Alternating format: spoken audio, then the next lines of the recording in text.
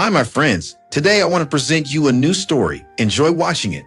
Thanksgiving at our house always carried a hollow ring of tradition, turkey on the table, laughter echoing in the dining room, and me pretending the bitterness didn't burn in my throat.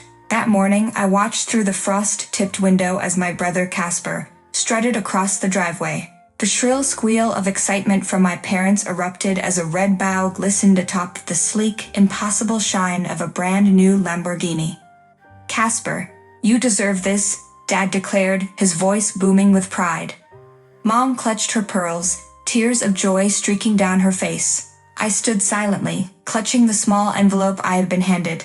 $10. 10 limp, creased bills that looked like they had been rescued from the back of a drawer. My gift, if it could be called that, sat propped against the garage wall, Dad's old rusted bike, its chain dangling like a broken promise. Casper smirked, dangling the car keys. "Guess they know who the real success of the family is." My voice cracked despite my best effort. "Is this supposed to be a joke?" Dad's eyes cut to me, sharp and dismissive. "Don't start, Gemma. Be grateful. That bike carried me through college." "Yeah," Casper laughed, revving the Lamborghini's engine. "And it'll carry Gemma nowhere." The sound of the engine swallowed my dignity. The neighbors clapped, congratulating my brother, while I pressed the envelope against my palm until it crumpled. My chest ached as the truth settled in. It wasn't about the car. It was about years of being invisible, about scraped knees they never kissed, about report cards that were brushed aside while Casper's C's were celebrated as brilliance. That evening, the laughter over pumpkin pie blurred in my ears. I excused myself early, retreating to my childhood room where the peeling wallpaper bore witness to every forgotten birthday, every dismissive shrug. The envelope with the $10 lay on my desk, glowing beneath the dim lamp like a cruel monument. I whispered aloud, testing the words on my tongue, "I'm done." By 3 a.m., my suitcase was zipped. My car, a modest 30-year-old second-hand Chevrolet, waited like an accomplice. As I took one last glance at the rusted bike leaning against the garage, I felt no nostalgia, only finality. The night air was cold, my breath sharp as I turned the key in the ignition. My phone lit up with family messages I ignored. The wheels rolled southward, away from the shadows of favoritism. And for the first time in years, I felt the faintest taste of freedom. The freeway stretched endlessly, the headlights of my car slicing through the black.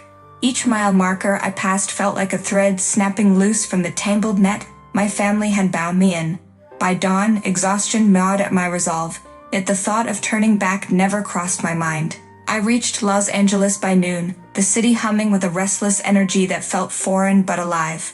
My cousin Lisa's apartment was tucked into a modest building near Echo Park. I hesitated at her door, suitcase in hand, wondering if I had overstepped. Before I could knock twice, the door swung open. "Gemma?" Lisa's brows shot up. Then her face softened. "Oh my God, come in." I stepped inside, words failing me. My voice cracked as I tried to explain. "They gave Casper a Lamborghini. I got Dad's old bike and $10. Lisa froze, then let out a disbelieving laugh that quickly dissolved into anger. "Are you kidding me? After everything you've done for them? All those nights you worked 2 jobs, and this is what they think you're worth." Her indignation stoked something inside me, a recognition that my pain wasn't imagined. "I couldn't stay," I whispered. "Not one more night." Lisa took my hand, steady and warm. "Then don't. Stay here. You're not going back there." The relief that washed over me was so sharp it brought tears. Yet beneath it throbbed a deeper ache. My parents had not called to apologize, not once. My phone still buzzed with unread messages, none of them asking if I was okay, only where I had gone. That night, Lisa made tea, the jasmine scent filling her small living room. She spread a blanket across the couch. "This is your safe place now," she said simply. I lay awake long after she slept, staring at the ceiling. For the first time, the possibility of a new life flickered before me, but so did the shadow of the storm I knew would follow. Months slipped by, stitched together with therapy sessions, art classes, and long nights at a promising new job, where my promotion to project lead slowly restored my sense of worth. Each month, I slipped a $10 bill into an empty wine bottle on my shelf, a quiet ritual to remind myself I was no longer defined by their scraps. But the invitation came anyway.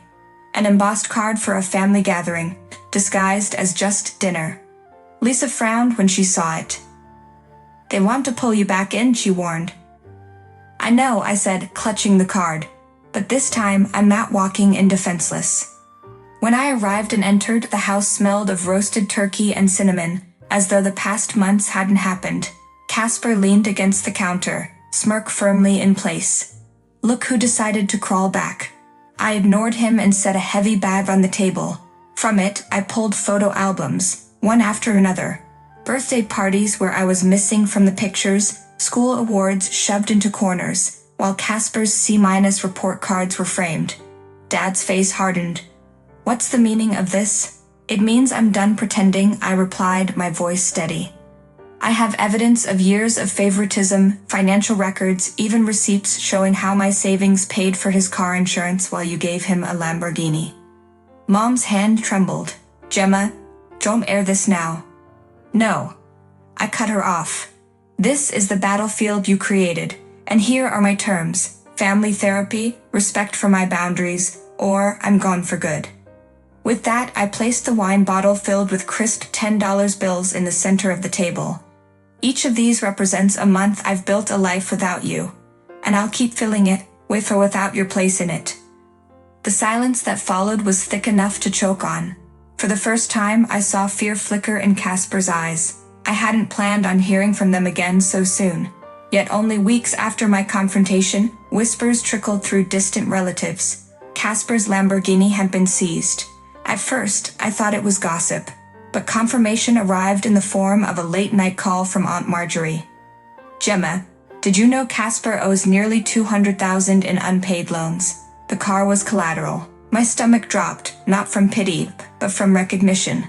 The golden sun's throne was splintering. 2 days later, Mom called, her voice tight. "Gemma, your brother is struggling. He's had setbacks at work. Couldn't you, just this once, help him get back on his feet?" I laughed bitterly. "You mean the way you helped me? With a rusty bike and $10? She sighed. "You don't understand, he needs us." "No, Mom," I interrupted. "You mean he needs me? But I'm not your safety net anymore." Lisa, overhearing, raised an eyebrow. "They've built their empire on your silence. Now that you've stepped away, it's collapsing." Her words echoed in my chest. And then, almost as if fate demanded one final act, Casper himself appeared at Lisa's apartment door. His suit was wrinkled, eyes shadowed with exhaustion. "Gemma," he muttered, avoiding my gaze. "I need a loan. Just until I get back on track." I studied him, the brother who once smirked behind a Lamborghini wheel. Now, stripped of wealth, he looked small. "Casper," I said slowly, "the only thing I'll lend you is advice. Learn what it feels like to stand on your own." His jaw clenched. "You'll regret this." "No," I replied, stepping back into the light of Lisa's apartment. "I already regret wasting years believing I was less than you." The door clicked shut behind him, sealing more than just the night. It sealed my refusal to ever bow to their throne again. The following November, I set a long wooden table in my own Los Angeles apartment, sunlight streaming through the windows. The turkey was golden, the laughter genuine, and the air smelled of cinnamon and rosemary. Nod of obligation. Around me sat Lisa, a circle of new friends from my art class, and Daniel, whose steady hand had quietly become part of my life. Lisa raised her glass. To Gemma for finally choosing herself. Heat rose to my cheeks as everyone clinked glasses. For a moment, I thought of my parents' house, the red bow on Casper's Lamborghini, the rusted bike, the envelope of $10. That life felt like a ghost at the edges of memory. Daniel leaned closer, murmuring, "How does it feel?" I smiled, my throat tight with emotion. "Like this is the first real Thanksgiving I've ever had." Later, I placed the wine bottle filled with crisp $10 bills at the center of the table. My guests laughed when I told the story, not out of cruelty, but because they saw it for what it was, a relic of survival turned into triumph. As I looked around, I realized I no longer needed their approval or their throne. I had built something better. A family chosen, a life reclaimed, and a feast that finally tasted like freedom. Friends, what do you think of this story? Write your opinion in the comments. Would you like more stories? Don't forget to subscribe and hit the bell button so you don't miss any videos. See you tomorrow.